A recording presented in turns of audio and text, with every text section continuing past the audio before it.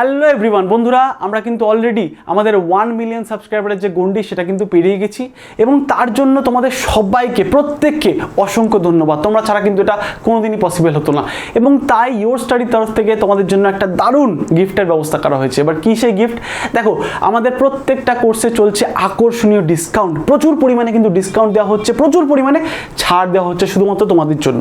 যারা তোমরা এতদিন মনে করছিলে যে কোর্স নেব, কবে নেব, দুদিন পরে নেবো ভাবছি, এই যে দোনমনে ছিলে, তাদেরকে বলবো আমি অবশ্যই তোমরা কিন্তু ইমিডিয়েটলি এই অফারটাকে গ্র্যাব করো। তার কারণ কি, দেখো সুযোগ বারেবার আসে না। এই যে এখন যে প্রচুর পরিমাণে ডিসকাউন্ট দেওয়া হয়েছে, এটা কিন্তু পরে যে কবে দেওয়া হবে তার কোনো গ্যারান্টি নেই। তাই তোমাদের সবাইকে বলবো তোমরা অবশ্যই একবার অ্যাপটা ভিজিট করো। অ্যাপ ভিজিট করে তোমাদের প্রত্যেকটা কোর্স তোমরা দেখতে পারো এবং যদি বিস্তারে জানতে হয় কেমন করে পড়ানো হবে, কি বৃত্তান্ত, সমস্ত কিছু তোমরা কিন্তু নিচে দেওয়া হেল্পলাইন নাম্বারে তোমরা কথা বলে জেনে নিতে পারো। আর অবশ্যই আমি তোমাদের সাজেস্ট করবো যে তোমরা চলে যাও এবং তোমাদের যে স্বপ্নের চাকরি, প্রত্যেকটা চাকরির জন্য কিন্তু বিভিন্ন কোর্স লঞ্চ করে দেওয়া হয়েছে। তোমাদের যেই চাকরি ক্র্যাক করার ইচ্ছা বা তোমাদের স্বপ্নের চাকরির কোর্স তোমরা নিতে পারো এবং প্রত্যেকটা স্যার ম্যাডাম তোমাদেরকে খুব সন্তর্পণে গাইড করবে এবং তোমাদের যে লক্ষ্য সেটা কিন্তু পেতে অনেক সহজ করে দেবে। তাহলে অবশ্যই তোমরা ভিজিট করো। তাহলে চলো আজকে আমাদের ক্লাস স্টার্ট করা যাক। দেখো, আজকে আমরা পড়বো হচ্ছে ইকোনমি। এবার ইকোনমি সাবজেক্টটা আমাদের প্রত্যেকেরই একটা ভয়ের বা ভীতির জায়গা, কিন্তু আমরা জানি যে কোনো এক্সামে কিন্তু এই ইকোনমিক্স থেকে প্রশ্ন থাকবেই থাকবে। সে একদম এমটিএস থেকে শুরু করে আইএস লেভেল অবধি যে কোনো পরীক্ষা কিন্তু ইকোনমিক্স থেকে প্রশ্ন থাকে। আর এখনকার দিনে যা কম্পিটিশান, সেই কম্পিটিশানে 1-2 নম্বর ছেড়ে আসা হচ্ছে বিলাসিতা। কারণ এখনকার দিনে মানুষ 0.1 2 3 4 5 এই সব নম্বরেও কিন্তু তাদের চাকরিগুলো পাচ্ছে না। তাহলে বুঝতেই পারছো প্রত্যেকটা নম্বরকে তোমাকে সুরক্ষিত করতে হবে। তার জন্য প্রত্যেকটা সাবজেক্টকে অ্যাটলিস্ট পড়ে যেতে হবে। তোমাকে বিজ্ঞ হতে হবে না, তোমাকে জ্ঞানী হতে হবে না, অ্যাটলিস্ট সাবজেক্টটার উপরে তোমার একটা বেস নলেজ থাকা দরকার। সেখান থেকে যদি কিছু প্রশ্ন আসে যাতে তুমি করে আসতে পারো, এবং তাই ইকোনমিক্স সাবজেক্টটা আমাদের পড়তে হবে। আজকে আমরা পড়ব মানি অ্যান্ড ব্যাংকিং বা টাকা ও ব্যাংকিং ব্যবস্থা, ভারতীয় ব্যাংকিং ব্যবস্থা। দেখো, এই মানি অ্যান্ড ব্যাংকিংটা বা ইকোনমিক্সে আমাদের প্রচুর ইকোনমিক্স পড়তে হয় তা নয়, একটু স্মার্টলি পড়লেই কিন্তু আমরা নাম্বার ক্যারি করতে পারি। এই যে সাবজেক্টটার মধ্যে প্রধানত আমাদের ভারতবর্ষের এক্সামগুলোতে দেখতে পাচ্ছ এই সিম্বলটা, এটা হচ্ছে রিজার্ভ ব্যাঙ্ক অফ ইন্ডিয়া বা আরবিআই। সেখান থেকে কিন্তু একটা হিউজ একটা ওয়েটেজ থাকে বা আরবিআই থেকে কিন্তু প্রচুর একটা প্রশ্ন আসে এবং যে কোনো পরীক্ষা দেখে নাও, এ দেখো ফুড এসআই হতে পারে, আমাদের Kolkata police, West Bengal police, তারপরে এসএসসি তো প্রত্যেকটা পরীক্ষা, ডাব্লিউবিসিএস প্রত্যেকটা পরীক্ষায় কিন্তু এই চ্যাপ্টার থেকে কোশ্চেন আসেই আসে। তাহলে ভালো করে পড়তে হবে। চলো তাহলে আজকে ক্লাস স্টার্ট করে দিই, দেখে নিই আমাদের আজকে কি পড়তে হবে।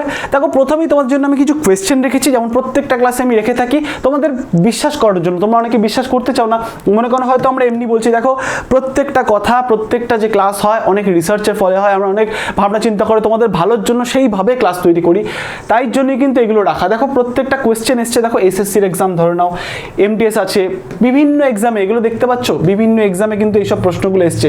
আর সব অধিকাংশই আমি তোমাদের রেখেছি হচ্ছে আজকের আমাদের আরবিআই চ্যাপ্টারটা নিয়ে, সিএইচএসএল এসছে।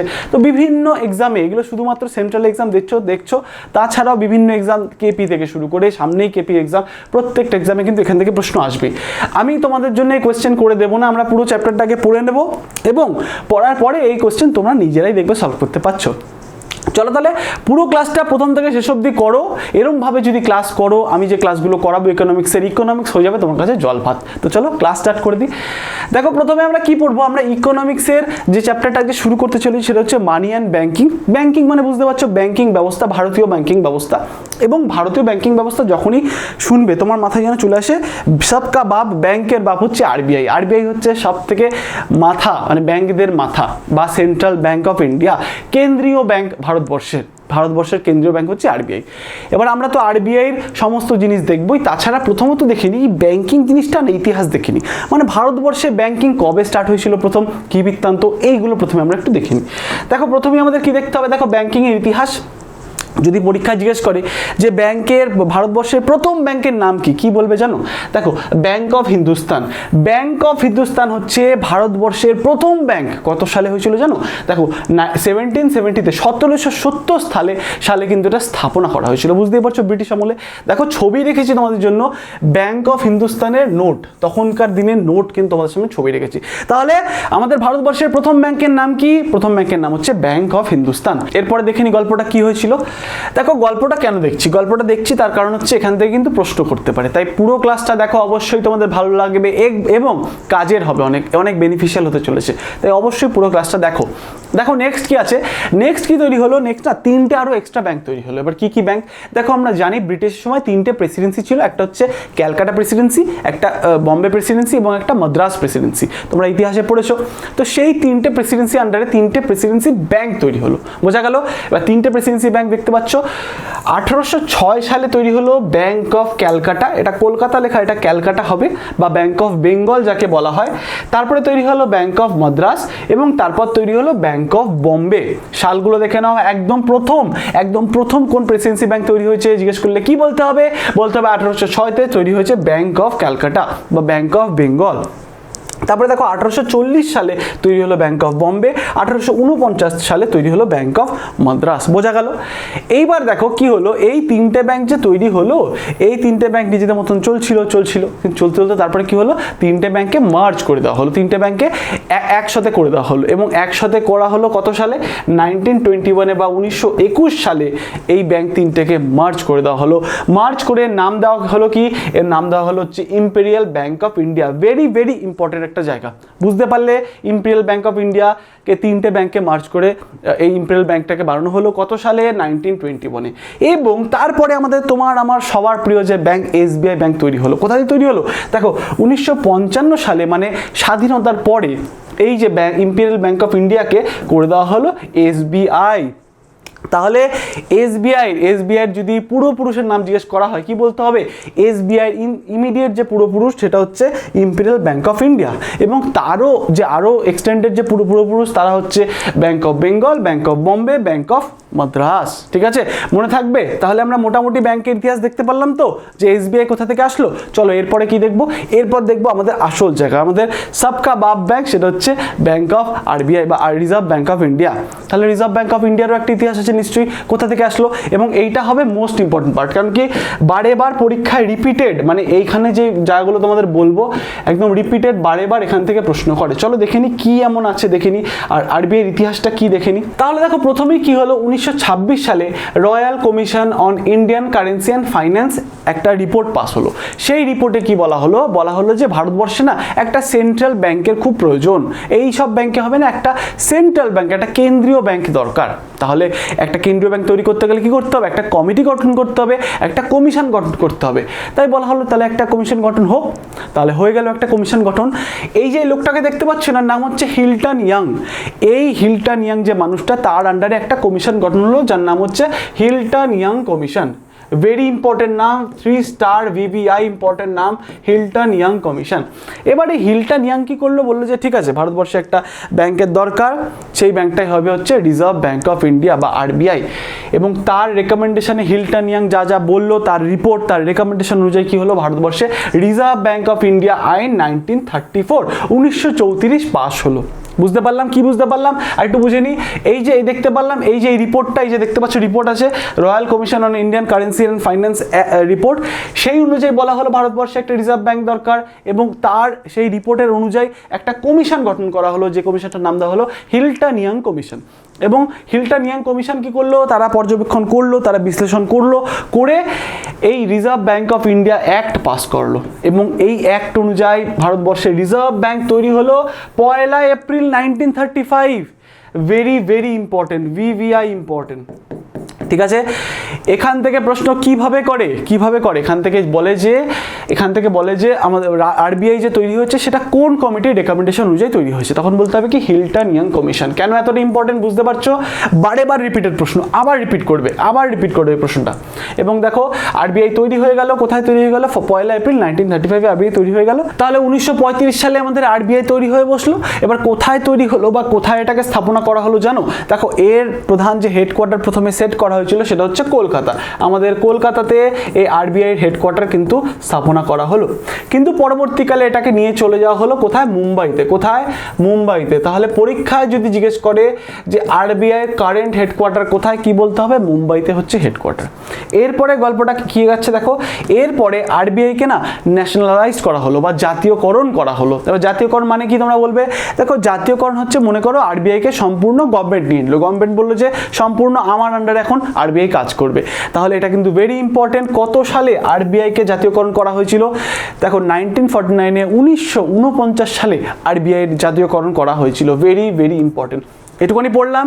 এবার এখান থেকে কি কি প্রশ্ন আমাদের এসছে দেখে নি। দেখো তোমাদের আমি বলি যে দেখো প্রত্যেকটা যে পড়াশুনো হয় আমরা কিন্তু অনেক রিসার্চ করে এগুলোকে করাই। কোন জায়গাটা ইম্পর্টেন্ট বারে বার বলি তার কারণ আছে। দেখো এসএসসিতে প্রশ্ন এসেছিল 2019-এ রিজার্ভ ব্যাঙ্ক অফ ইন্ডিয়া কোন বছর প্রতিষ্ঠিত হয়েছিল? পারবে তোমরা এখন? দেখো 1935 সাল, 1 এপ্রিল, 1 এপ্রিল আরবিআইয়ের কিন্তু স্থাপনা হয়েছিল। তোমরা যদি একটু আরও ঘাটাঘাটি করো, যারা তোমরা মনে করছো আমি কেপি দেবো বাবা, আমি এসএসসি দেবো না, তুমি চেক করে নাও কেপির কোয়েশ্চেন, দেখবে এই প্রশ্নটা হয়তো ওখানেও এসছে। প্রত্যেকটা পরীক্ষায় কিছু করার নেই, এখান থেকে প্রশ্ন আসবেই। তো দেখো আরও কি প্রশ্ন তোমরা এখান থেকে আরও পেয়ে যাচ্ছ।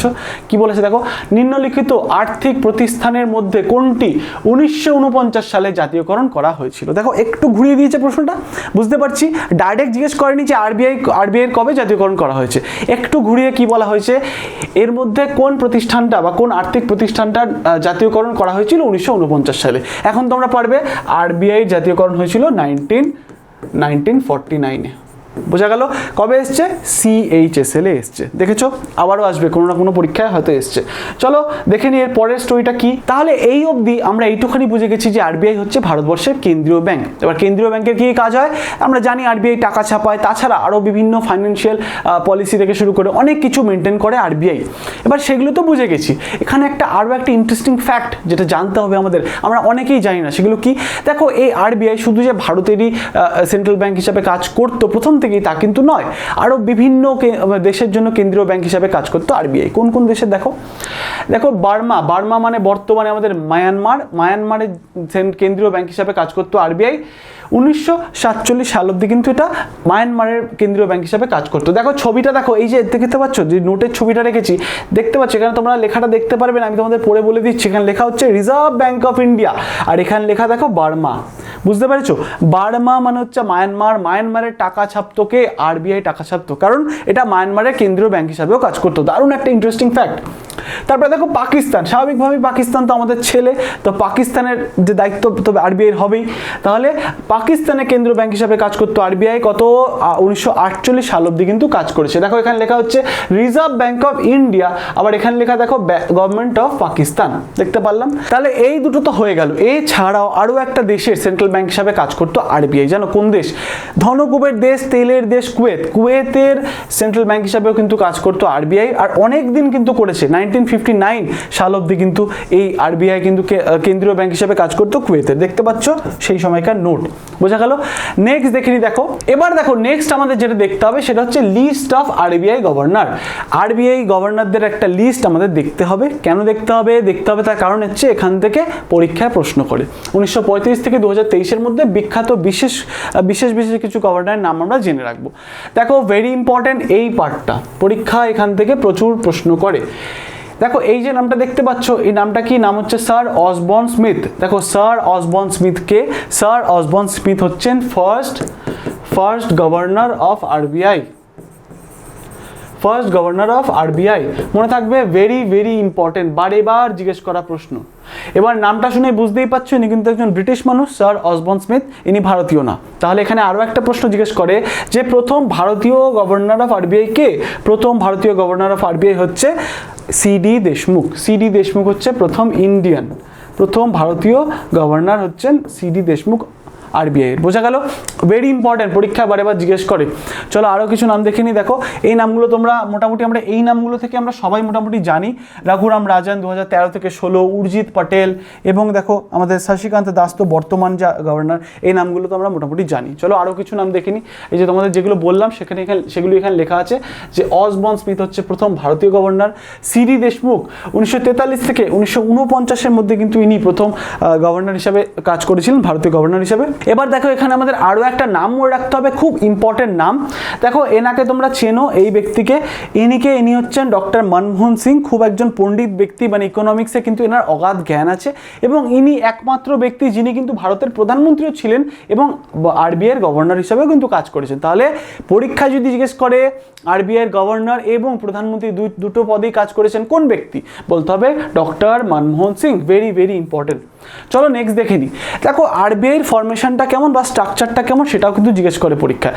আমরা এই সাইডটা না দেখলেও চলবে, আমাদের এখানে দেখতে হবে যে আরবিআই টোটাল অফিসিয়াল মেম্বার হচ্ছে কজন, 5 জন। কজন? 5 জন। এবার 5 জনের ভাগটা কেমন, 5, এটাকে যদি ভাগ করি 4 + 1, বা যদি এখান থেকে এরম বলা যেতে পারে সেটা হচ্ছে 5 জনটা টোটাল হচ্ছে মেম্বার, তাদের মধ্যে ভাগ করলে 1 + 4, অ্যাকচুয়ালি 1 + 4। এবার 1 + 4টা কি, একজন হচ্ছে গভর্নর, একজন হচ্ছে গভর্নর অফ আরবিআই, আর যে 4 জন তারা হচ্ছে deputy governor, deputy governor of RBI.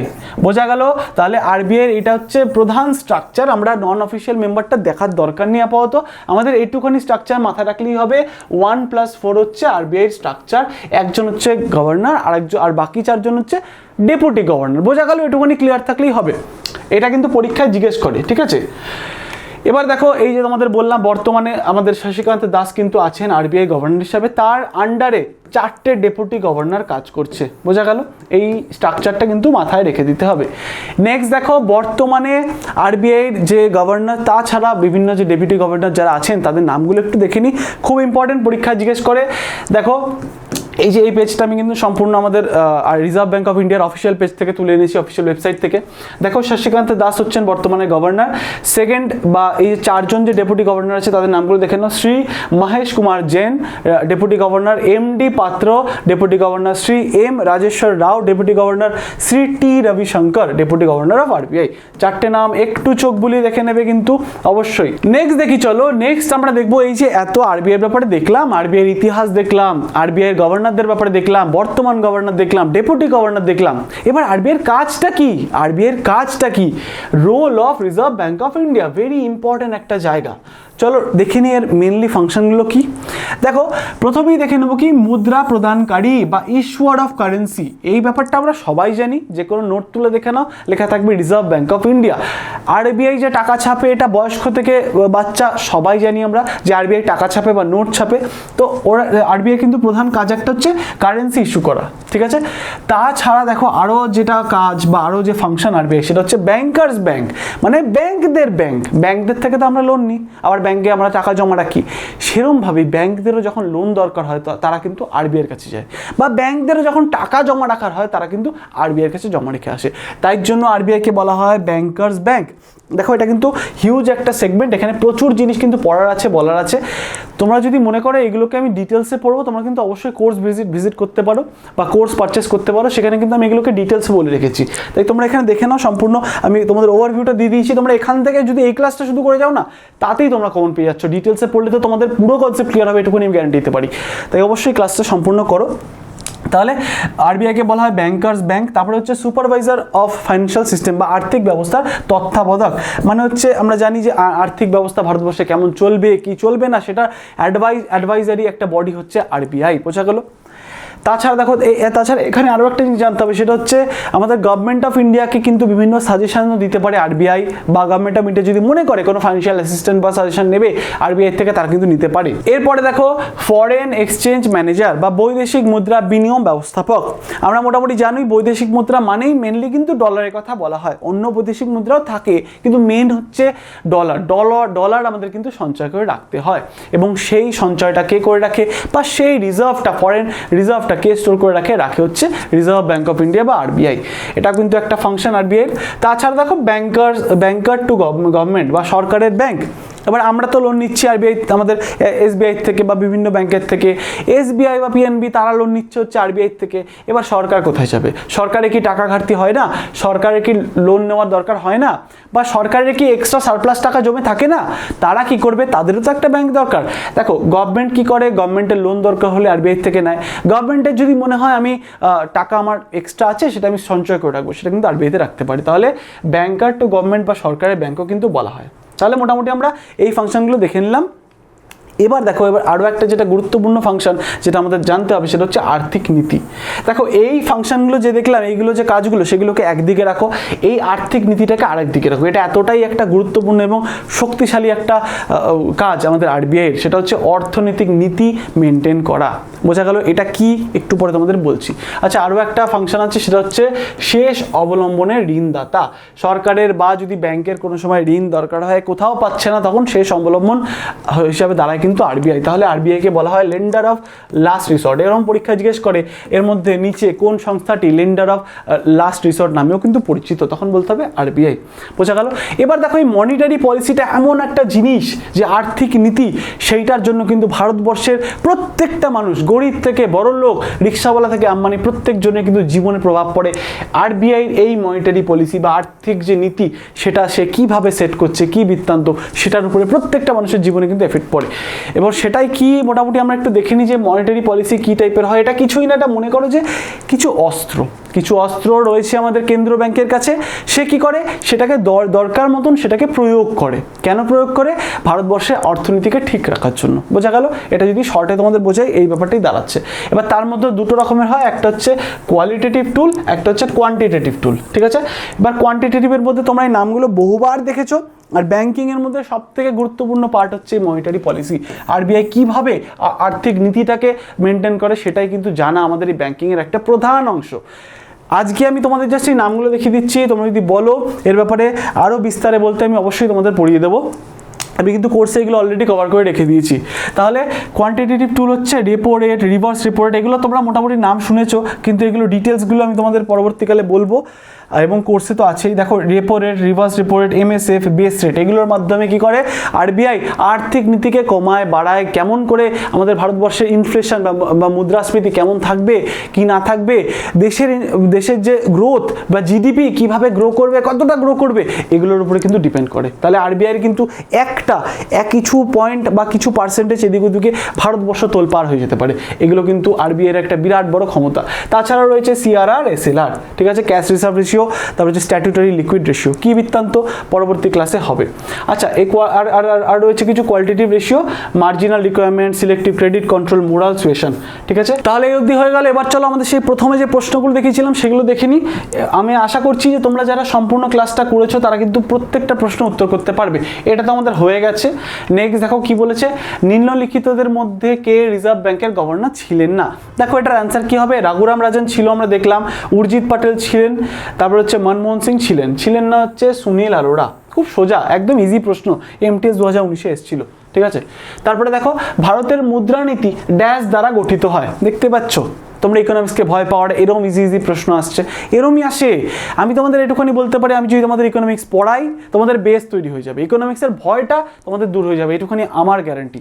তাহলে এটার উত্তর কি হবে? মুদ্রানীতি কে সেট করে? এতক্ষণ তো তোমরা মোটামুটি বুঝেই গেছো যে আরবিআই করে, তাই না? কেন্দ্রীয় সরকার করে না, সিডবি করে না, ভারতের জাতীয় স্টক এক্সচেঞ্জ তো করেই না। তাহলে এটা হলো উত্তর। ঠিক আছে? নেক্সট দেখো, নেক্সট কি আছে, কোন কেন্দ্রীয় এজেন্সি কেন্দ্রের পক্ষ থেকে মুদ্রা বা নোট জারি করে সরকার? কার পক্ষ থেকে বা কার মাধ্যম দিয়ে মুদ্রা বা নোট ভারতবর্ষে জারি করে? খুব ইজি, একদম ইজি প্রশ্ন, জলের মতন প্রশ্ন, reserve bank of India. Next কি আছে, কে repo rate, reserve repo rate এবং ব্যাংক রেট নির্ধারণ করে? এগুলো কিসের অংশ? Repo rate, reverse repo rate, bank rate, এগুলো হচ্ছে মনিটারি পলিসির অংশ, মনিটারি পলিসির অংশ বা আমাদের আর্থিক নীতির অংশ। তাহলে এটা কে নির্ধারণ করে? তোমাদের এক্ষুনি বললাম, এটা নির্ধারণ করে হচ্ছে আরবিআই। খুব সোজা প্রশ্ন। ঠিক আছে? এমন কোনো ডেপথে কিছু প্রশ্ন করেনি reserve bank of India. Next দেখো, নেক্সট হচ্ছে কে ভারত সরকারের ব্যাংকার হিসাবে কাজ করে? মানে গভর্নমেন্টের ব্যাংকার হিসাবে কে কাজ করে? এতক্ষণে তোমাদের তো এই কোশ্চেনটা জলবাদ লাগছে। ভারত সরকারের ব্যাংকার হিসাবে কাজ করে রিজার্ভ ব্যাংক অফ ইন্ডিয়া। খুব সোজা প্রশ্ন, এটাও কিন্তু এসএসসি এমটিএসে আসা প্রশ্ন। আর এটা তো হয়ে গেছে আমাদের কমপ্লিট। তাহলে তোমরা যারা এই অবধি ক্লাসটা করলে, আমি এটুখানি গ্যারান্টি দিয়ে বলতে পারি তোমরা সমস্ত অ্যান্সারগুলো করতে পারলে। এবং তোমরা যদি মনে করো এতেও আমার শান্তি হচ্ছে না, আমি কিছু প্রিভিয়াস ইয়ার দেখবো, তোমরা অবশ্যই প্রিভিয়াস ইয়ার দেখবে, সেখানেও তোমরা মোটামুটি সব অ্যান্সার করতে পারছো। তাহলে অবশ্যই ভালো লাগলে কমেন্ট করে যাবে নিজেদের মূল্যবান মন্তব্য, একটা লাইক চাইলে করে দিতে পারো। আর এই যে অফারটা চলছে, এটার যদি তোমরা মনে করো যে এই অফারটার সুযোগটা নেবে, তাহলে অবশ্যই অ্যাপে চলে যাও, বিস্তারে জানতে নিচে দেওয়া কন্ট্যাক্ট নাম্বারে তোমরা কথা বলে নিতে পারো। তাহলে দেখা হবে পরের ক্লাসে, ততক্ষণ টাটা, বাই বাই। সবার জন্য শুভকামনা, সবাই জীবনে চাকরি পাও, সবাই জীবনে এগিয়ে যাও, সবাই ভালো থাকো, জয় হিন্দ।